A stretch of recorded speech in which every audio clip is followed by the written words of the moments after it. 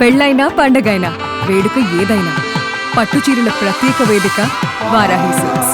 నమస్తే, welcome to Suman TV. నాతో పాటు స్టూడియోలో ఉన్నారు సీనియర్ జర్నలిస్టు ప్రభు గారు. వారితో మాట్లాడదాం. ప్రభు గారు, మెగాస్టార్ చిరంజీవి గారు హైదరాబాద్ సిటీ సివిల్ కోర్టును ఆశ్రయించారు సార్.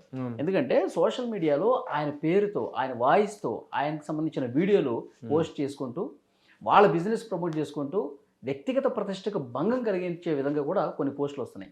ఇవి ఆయన దృష్టికి వెళ్ళిన తర్వాత కోర్టుకు వెళ్ళారు. కోర్టులో కూడా చాలా స్పష్టంగా చిరంజీవి గారికి అనుకూలంగానే తీర్పు వచ్చింది. ఆయన పేరు మీద ఎలాంటి వీడియోలు వదిలినా ఆర్టిఫిషియల్ ఇంటెలిజెన్స్ ఉపయోగించుకుని డీప్ ఫేక్ వీడియోలు ఏ పోస్ట్ చేసినా కానీ వెంటనే వాళ్ళ మీద యాక్షన్ తీసుకోండి అని చెప్పి కోర్టు చాలా స్పష్టంగా తీర్పు కూడా ఇచ్చింది సార్. అంటే ఈ డీప్ ఫేక్ వీడియోలు సార్ సెలబ్రిటీలని గతంలో కూడా చాలా మందితో వేధించిన పరిస్థితుంది. కానీ చిరంజీవి గారు మాత్రం కోర్టుకి వెళ్ళి వీళ్ళ ఆట కట్టించాలన్న ఉద్దేశంతో ఆయన యాక్షన్ తీసుకున్నారు. ఎట్లా చూడాలి దీన్ని? ఈ ఆర్టిఫిషియల్ ఇంటెలిజెన్స్ అనేటువంటిది, పెరుగుతున్న టెక్నాలజీ అనేటువంటిది రాను రాను ముందు భవిష్యత్తులో ఎలాంటి వికృత రూపాన్ని దాల్చబోతుంది అనేటువంటి దానికి సంకేతాలు ఆల్రెడీ మనకు అందుతున్నాయి. ఎంతోమంది సెలబ్రిటీస్ని ఈ విధంగా డీఫేమ్ చేస్తున్నారు, వాళ్ళ యొక్క ప్రతిష్టను దిగదార్చే విధంగా చేస్తున్నారు. అయితే దాన్ని చిరంజీవి గారు ఇనిషియేషన్ తీసుకోవటం అనేటువంటి దాని ద్వారా ఏమైందంటే ఇప్పుడు there came a very big realization, ఒక పెద్ద మూమెంట్ లాగా స్టార్ట్ అవుతుంది. ఎందుకంటే ఆయన ఇనిషియేషన్ తీసుకొని సివిల్ కోర్టును ఆశించడం, ఒకవైపు న్యాయస్థానాన్ని ఆశించడం, at the same time police వ్యవస్థలో కూడా చేయటం అనేటువంటి దానివల్ల ఏంటి డీప్ ఫేక్ వీడియోస్ ఏంటి, దీనివల్ల విఐపీస్ యొక్క, సెలబ్రిటీస్ యొక్క ప్రతిష్ట అనేటువంటిది ఎలా దెబ్బతింటుంది, వాళ్ళని ఎలా మిస్యూజ్ చేసుకుంటున్నారు, వాళ్ళ ప్రతిష్టని ఎలా యూజ్ చేసుకుంటున్నారు అనేటువంటి దాన్ని పూర్తి స్థాయి అవగాహన ఏర్పడే అవకాశం ఏర్పడింది ఇప్పుడు చిరంజీవి గారు చేయటం వల్ల. ఎందుకంటే ఇది మామూలుగా ప్రతి ఒక్కరు పడుతున్నటువంటి బాధలే, పెద్ద సెలబ్రిటీస్, చిన్న సెలబ్రిటీస్ అందరికీ వస్తున్నటువంటివే. కానీ ముందు ఇక అసలు మనుషులతోనే అవసరం లేకుండా వాళ్ళ పేరు మీదనే సమస్తం రన్ చేసేటువంటి ఒక టెక్నాలజీ, ఆ టెక్నాలజీ అనేటువంటి దాన్ని సద్వినియోగం చేసుకుంటే పర్వాలేదు, కానీ సద్వినియోగం చేసుకోకపోగా దాన్ని దుర్వినియోగం చేసుకోవడం, దాని ద్వారా ఎన్కాష్ చేసుకోవడం, దాని ద్వారా అశ్లీల అసభ్యత విషయాలన్నీ కూడా వాళ్ళ పేరు మీద చేయటం అనేటువంటిది కొన్ని వీడియోలు సార్. అసలు ఏమాత్రం సంబంధం లేని హీరోయిన్లు పెట్టుకుని వాళ్ళు ఏదో శృంగార కార్యక్రమాలు చేస్తున్నట్టు కూడా అంత దారుణంగా వీడియోలు వస్తా ఉన్నాయి. ఇప్పుడు చిరంజీవి గారిది ఆ సాంగ్ వచ్చింది, పాట మీసాల పిల్ల సాంగ్ వచ్చింది. ఆ మీసాల పిల్ల సాంగ్ ఇంకెవరెవరికో పెట్టేసేసి ఎవరెవరో సెలబ్రిటీస్ మీద పెట్టేసి ఆ పాటని హైలైట్ చేస్తున్నారు. మహేష్ బాబు గారి కుమార్తె సితారా నుండి ఇంకెవరినో పెట్టేసి ఆ సాంగ్ పెట్టి ప్లే చేసేస్తున్నారు. అట్లాగే ఇంకా చాలా మంది సెలబ్రిటీస్ని ఆ విధంగా సంబంధం లేనటువంటి అన్ని చేస్తున్నారు. టెక్నాలజీ వికృత రూపం దాలుస్తుంది. ఎప్పుడైనా టెక్నాలజీ అనేటువంటిది రెండు వైపులా పదున్న కత్తి లాంటిది. దాన్ని ఎంత విచక్షణగా వాడుకుంటున్నాం అనేటువంటిది వాళ్ళ విఘ్నత మీద ఆధారపడి ఉంటుంది. ఆ విఘ్నత అనేటువంటిది పక్కన పడేసేసి వ్యక్తిగత స్వార్థం కోసం, వ్యక్తిగత ప్రయోజనాల కోసం, డబ్బు కోసం నీచానికి దిగజారిపోయి ఇతరుల ప్రతిష్టని, ఇతరుల యొక్క ప్రైవసీని దెబ్బతీసి ఇలాగా చేయటం. అంటే ఇలా చేసే వాళ్ళ గురించి అంటే ఎలా అర్థం చేసుకోవాలి సార్? అంటే వీళ్ళు మనల్ని పట్టుకోలేరులే, ఏమైద్దిలే, ఇలాంటి ధోరణి కనిపిస్తుంది అంటారా? డెఫినెట్గా కొన్ని మధ్య వీటి విషయంలో, పైరసీ విషయంలో పోలీసులకే సవాలు విసిరారు, పట్టుకొని చూద్దామని చెప్పేసి. ఈ టెక్నాలజీ అనేటువంటిది ఏంటంటే ఎవ్రీడే డెవలప్మెంట్ అవుతుంతో వీటి మీద చర్యలు తీసుకోవడానికి కూడా పోలీసుల దగ్గర సరైన చట్టాలు లేకపోవటం, ఆ చట్టాల పట్ల సరైన అవగాహన లేకపోవటం, చట్టాలు రూపొందించే లోపలే టెక్నాలజీ అనేది మళ్ళీ పెరిగిపోయి కొత్త రూపాలు సంతరించుకోవటం, ఈ కారణాల వల్ల వీటి మీద ఒక సమగ్రమైనటువంటి, ఒక నిర్దిష్టమైనటువంటి లా మేకింగ్ అనేటువంటిది సాధ్యపట్టలేదు. అదొక అవకాశంగా తీసుకున్నారు, దాన్ని ఒక అలుసుగా తీసుకొని చేశారు. కొంతమంది ఏంటంటే ఎలాంటి దురుద్దేశం లేకపోయినప్పటికీ, ఇప్పుడు చిరంజీవి గారి గురించి ఎలాంటి బ్యాడ్ ఇది చేయకపోయినప్పటికీ అభిమానంతో చేస్తున్నారు. అభిమానంతో చేసి మీరు దాన్ని సొమ్ము చేసుకుంటారు. అభిమానం అంటే ఆయన పట్ల అభిమానాన్ని ప్రదర్శించడం వేరు.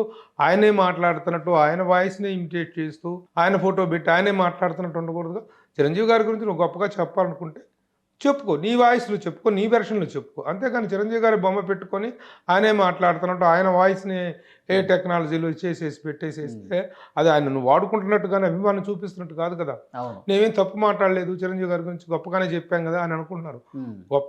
గొప్పగా నువ్వు చెప్పుకో, చిరంజీవి గారు చెప్పినట్టు చెప్పడం కరెక్ట్ కాదు కదా. ఓకే సరే, ఒక మాట అన్నారు ఇప్పుడు మీరు, చిరంజీవి గారి బొమ్మ పెట్టుకుని. నాకు ఒకటి గుర్తొచ్చింది, 20 సంవత్సరాల క్రితం అగ్గిపెట్టెల మీద చిరంజీవి గారు బొమ్మ వేసి ఈ విధంగా ప్రచారం చేశారు, వాళ్ళు సొమ్ము చేసుకునే ప్రయత్నం చేశారు. ఆ టైంలో మీరు క్వశ్చన్ చేశారు కూడా. అవును, హిట్లర్ సినిమా ఆ టైంలోనే అప్పుడు విరివిగా వాడుకునే వాళ్ళు అగ్గిపెట్టెల మీద కానీ చాలా ఈ రెగ్యులర్గా మన ఇళ్లలో చిన్నపిల్లలు వాడుకునే తినే ఐటమ్స్ మీద కూడా ఐటమ్స్ మీద వాటి మీద బొమ్మలు వేసుకుని స్టార్స్ బొమ్మలు వేసుకుని ముఖ్యంగా చిరంజీవి గారి బొమ్మలు ఎక్కువగా వేస్తారు అగ్గిపెట్టెల మీద. ఉమ్, ఆ రోజుల్లో నేను హిట్లర్ ప్రెస్ మీట్లో అడిగాను చిరంజీవి గారిని, ఉమ్, ఏమండి మీరు ఈ విధంగా వాడటం అనేటువంటి దాంట్లో ఉన్నటువంటి చట్టబద్ధత ఏంటి, ఇది మీ అనుమతి ఉందా దీనికి, ఉమ్, అలా వాడుకోవటానికి మీ పట్ల వాళ్ళు ఏమైనా మీకు ఏమైనా కన్సర్న్ చేశారా, మీకు ఏమైనా తెలియజేశారు ఇట్లా వాడుకుంటున్నామండి అని చెప్పారంటే అలా ఏం లేదు, నాకేం చెప్పలేదు, మరి ఇట్ ఇస్ కరెక్ట్ కాదు కదా అని అడిగితే నేను కరెక్ట్ కాదు బట్ అప్పటికి దీని పట్ల అంత అవేర్నెస్ లేదు, అదొక క్రేజ్గా ఉండేది. అవును, అందరి బావులు వేసుకోవటం దీని పట్ల ఒక పూర్తి స్థాయి ఈ యాడ్ మేకింగ్ ప్రచార చిత్రాల పట్ల ప్రచార సరళి పట్ల ఒక ఓకే. పూర్తి స్థాయి అవగాహన ఏర్పడనటువంటి ఎర్లీ డేస్ అవి. ఉమ్. ఇంతగా అగ్గిపెట్టె మీద వేయటం అంటే కూడా పెద్ద బిజినెస్ చేసుకోవటమే కదా. ఇప్పుడు దీపావళి బొమ్మల మీద వాటి మీద వేస్తుంటారు, దీపావళి వీటి మీద, అది అప్పట్లో అంత ఇది అవ్వలేదు. కానీ ఇప్పుడు మాత్రం that has become very commercial range అనేటువంటిది పెరిగిపోయింది, స్టార్స్ రేంజ్ పెరిగిపోయింది, మార్కెట్ వైబిలిటీ పెరిగిపోయింది. అప్పట్లో ఏదో చిన్న సరదాగా తీసుకున్నటువంటి వాళ్ళు తీసుకున్నారు తప్ప అప్పుడు కూడా ఆయన కూడా దాన్ని సీరియస్ చూడాలి, దీంట్లో ఉన్నటువంటి ఇదేమిటో how much it is applicable, law applicable అనేటువంటి దీంట్లో చూడాలని అన్నారు తప్ప. కొన్ని మధ్య కూడా సజ్జనార్ గారిని కలిసినప్పుడు ఈ విషయం గురించి చర్చించారంట సార్. అవును అంటే చట్టాలు ఇంకేమైనా కఠినంగా తీసుకురావాల్సిన అవసరం ఉందా, సైబర్ క్రైమ్ అవును చాలా మందికి అవగాహన లేక మనం ఇట్లా చేస్తే ఇన్ని సంవత్సరాలు జైలు శిక్ష అనుభవిస్తాం, ఇది ఆషామాషి సెక్షన్లు కాదు, ఇలాంటి అవగాహన లేకపోవడం వల్ల కూడా ఇప్పుడు చేసినటువంటి sections according to article 21 of the constitution ప్రకారం కనుక దాని మీద చర్యలు తీసుకున్నట్లయితే రకరకాల సెక్షన్ల కింద భారత న్యాయ సంహిత దీంట్లో కూడా చాలా సెక్షన్ల కింద కేసులు నమోదు చేయడం జరిగినాయి. ఆ చట్టాల తాలూకు ఆ సెక్షన్ల తాలూకు సివియారిటీ ఏమిటో, వాటి తాలూకు డెప్త్ ఏమిటో, వాటి తాలూకు శిక్ష ఎంత తీవ్రంగా ఉంటుంది అనేటువంటి విషయాలు మీలాంటి వాళ్ళు నాలాంటి వాళ్ళు మనబోటలు ఎవరో చేస్తే రాదు. ఆ అవేర్నెస్ని క్రియేట్ చేశారు ఈరోజు చిరంజీవి గారు.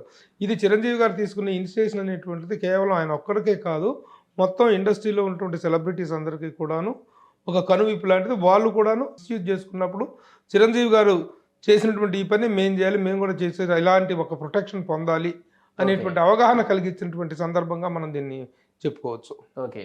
చాలా మంది సార్ ఎక్కడ దేశ విదేశాల్లో ఉండి నడిపిస్తూ ఉన్నారు సార్ చాలా మంది. అవునవును, వాళ్ళు పట్టుకోవడం కూడా కొన్నిసార్లు కష్టం అవుతుంది. అలా పోలీసులకే సవాలు విసిరే స్థాయికి వెళ్ళిపోయారంటే ఈ టెక్నాలజీ అనేటువంటి దాన్ని దాన్ని ఏ రోజుకు ఆ రోజు ఒక చేజింగ్ లాగానే చేయాలి తప్ప ప్రతిరోజు కొన్ని వందల వేల వెబ్సైట్లు వస్తూ ఉంటే ఇలాంటి ఫేక్ వీడియోలు సృష్టిస్తబడుతుంటే వీటన్నిటిని చేజ్ చేయటమే పనిగా పెట్టుకోవాల్సినటువంటి పరిస్థితి వస్తుంది. ముందు డిపార్ట్మెంట్కి, పోలీస్ డిపార్ట్మెంట్కి కానీ న్యాయ వ్యవస్థకు కానీ how to chase them, how to punish them, how to control this అనేటువంటి ఒక పెద్ద సవాలుగా మారే పరిస్థితులు ఉన్నాయి. ఈ అవగాహన కార్యక్రమాలు పోలీసులు విరివిగా కల్పించాల్సిన అవసరం ఉందనిపిస్తుంది సార్.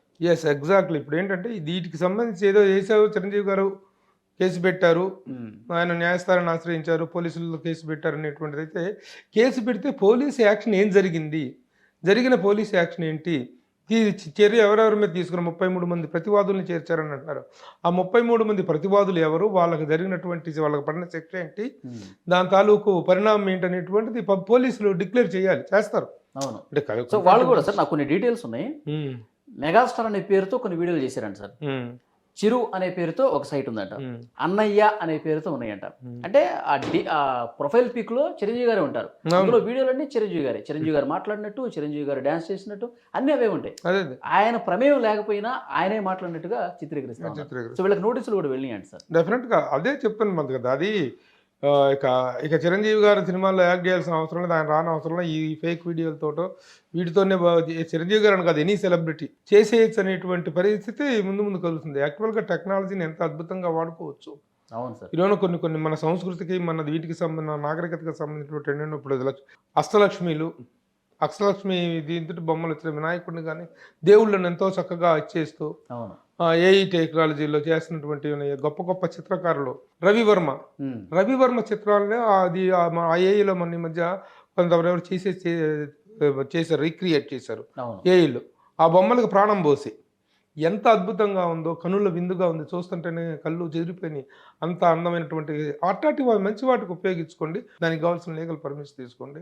అలాగే దేవుళ్ళను ఉపయోగించుకునేటప్పుడు కానీ ఏ మతానికి చెందిన వాళ్ళైనా, ఏ ప్రాంతానికి చెందిన వాళ్ళ దేవుళ్ళు వాళ్ళ విశ్వాసాలకు సంబంధించిన విషయాల మీద మంచి వీడియోలు చేసుకుని, అంతేగాని అసభ్య అశ్లీలత తీసుకొచ్చి వీళ్ళందరికీ అంటగట్టి చిరంజీవి గారి మీద ఒక అసభ్యకరమైనటువంటి పోస్టులు పెడితే ఎంత ఇదిగా ఉంటుంది. ఒక పద్మవిభూషణ్ స్థాయికి వెళ్ళినటువంటి వ్యక్తి అంతటి ఆయన పిటిషన్ లో కూడా చాలా స్పష్టంగా చెప్పారు, కొన్ని దశాబ్దాలుగా ఎంతో పేరు ప్రఖ్యాతులు కష్టపడి సంపాదించుకున్న ఒక దాన్ని చిన్న ఇది జరిగితేనే ఆయన ఏంటంటే ఆయన మొదటి నుంచి కూడా చిరంజీవి గారి కెరీర్ ఎలా ఉందంటే ఇటుక ఇటుక పేర్చుకొని నిర్మించుకున్న ఒక భవనం అది, ఈ ఇమేజ్ అనేటువంటిది. దాని మీద రాళ్ళు వేసేటువంటి సాహసం చేయటం కానీ దానికి పాల్పడటం అనేటువంటి చాలా దుర్మార్గం.